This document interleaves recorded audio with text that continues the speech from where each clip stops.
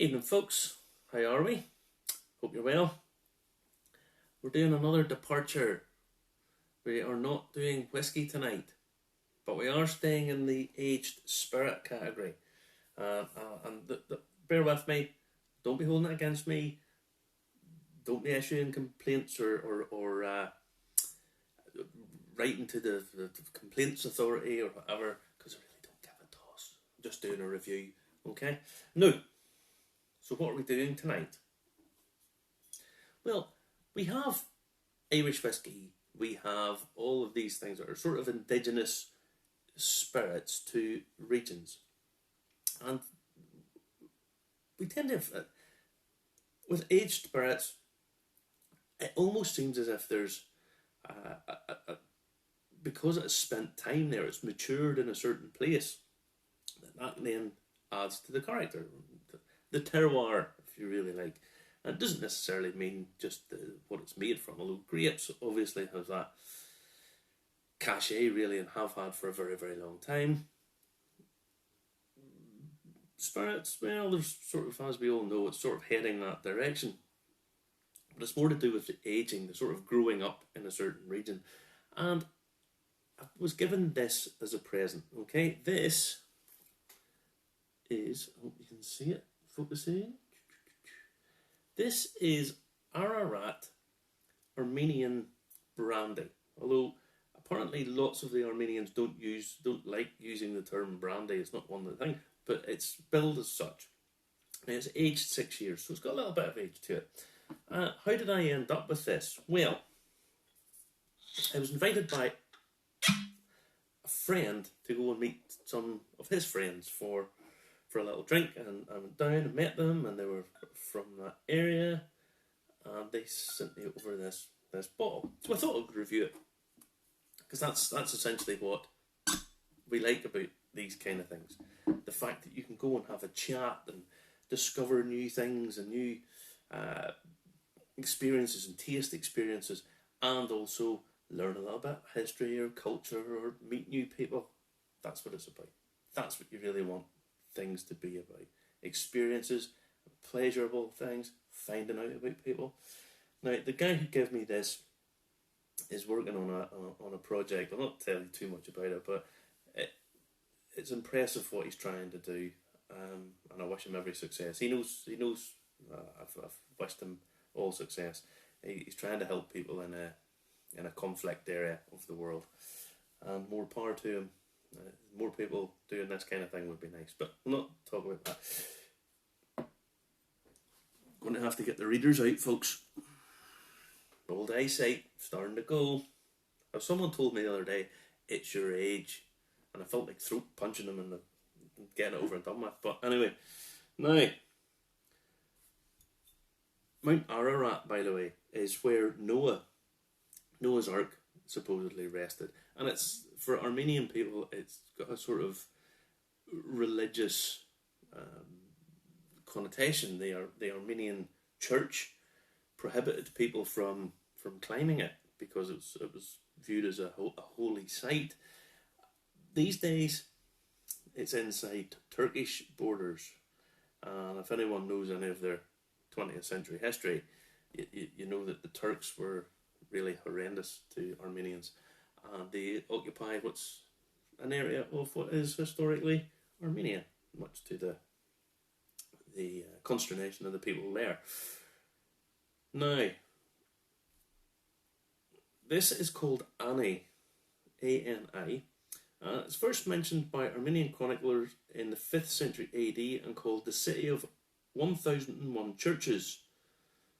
It kind of sounds a bit like Belfast or somewhere, or Ballymena. There's about 1,000 churches pop up everywhere. Now, 1001 churches, or the city of 40 gates. Okay? And surely if you have 40 gates, it's not really a wall anymore. You know, if you're building a wall around a city and you've got 40 gates in it, it's not it's more like a decorative feature of the wall. Anyway, Ani used to be among the most technically and artistically advanced cities in the world, renowned long ago for its splendour and magnificence. The legendary Ani has been abandoned and largely forgotten for centuries. It also now sits inside the closed-off Armenian-Turkey border. much to the, again, anger of the people of Armenia. Now this is brandy, and these guys have been making brandy for a very long time, for centuries. Hasn't really got the same cachet or recognition that certainly other areas would have, but that's not hardly a surprise, because there's only room, historically there's only really been room for certain brands. Your whiskies, Scotland, Ireland. Now you're getting more players on.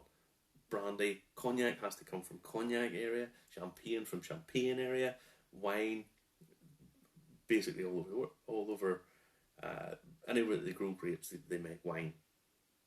But it's historically, let's be honest, old world wines, new world stuff coming on. And there's this snobbery about wine where they used to look down, the French used to look down, the Italians used to look down on the new world guys and think that, well, what would Australians know about making wine? What would Chileans know about making wine? Well, it turns out quite a lot. They're doing quite good things. So the likes of this, that some people would go, it's probably not that good. This is quite reasonably priced. You wouldn't have to break the bank to buy this. 6-year-old aged spirit. View it from yourself. Non-chill filtered, no colouring at it. I checked it on the website.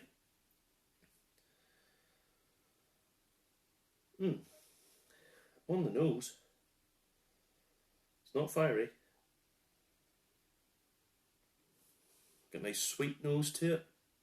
Again, it's lifted up by the fact that it's brandy. It's not cereal based, so it's got that sort of sweetness. 40%. Just had to check that to make sure it was 40%. Now, on the nose, it has that oak aged, but it's a different style of oak. It's Caucasian oak. Now, Caucasian oak, or Persian oak as it's sometimes known, is, I have it wrote down here, I have to, because I get the pronunciation of this wrong, Quercus macranthea. The trees have to be 70 years old before they're turned into the casks. So already you're getting a bit of integrity to this.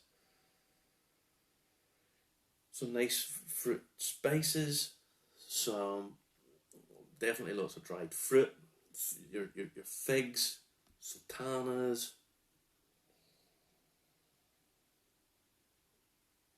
There's a buttery element to the nose, like a quite melted butter.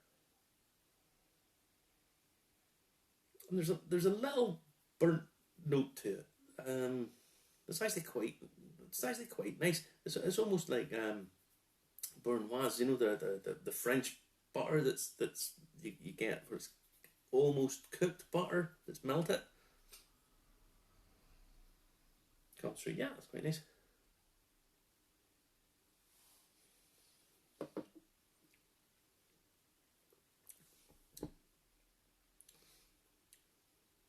Nice mouthfeel.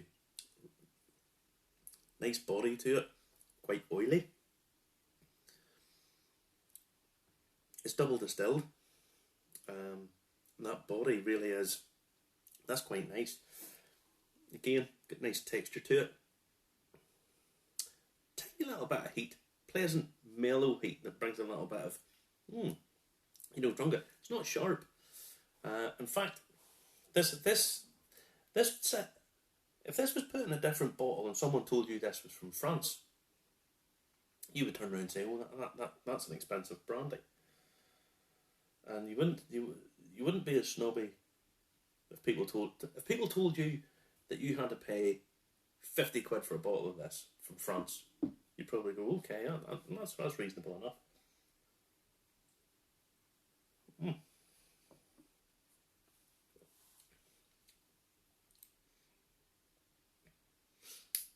That little bit of heat that comes through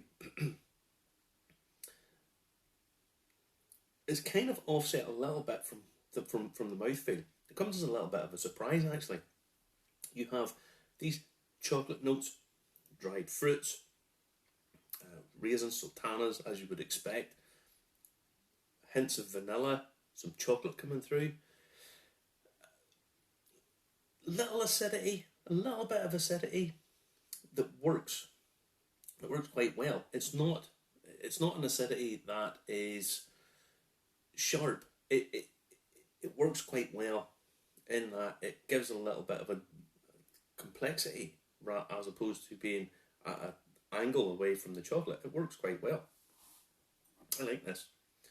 I'm in good company because when the Yalta conference was held during World War II, and Stalin was there and Churchill was there, and Churchill had some of Armenian brandy, and he said that's really nice. So Stalin decided that he would send some over, so he sent over 400 bottles a year.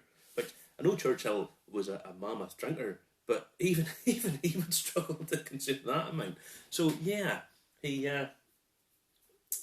wouldn't be able to drink 400 bottles.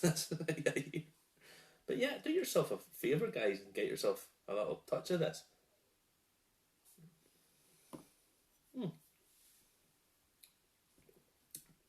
The mouthfeel, that's superb. It really is. On the finish, honey, milk chocolate, again, the raisins, touch of cherry coming through there. Yeah. I would recommend this. I have to give it a mark. Value for money. Absolute value for money free because I got it for free. I got it as a gift. Thank you very much, Eddie. Much appreciate it.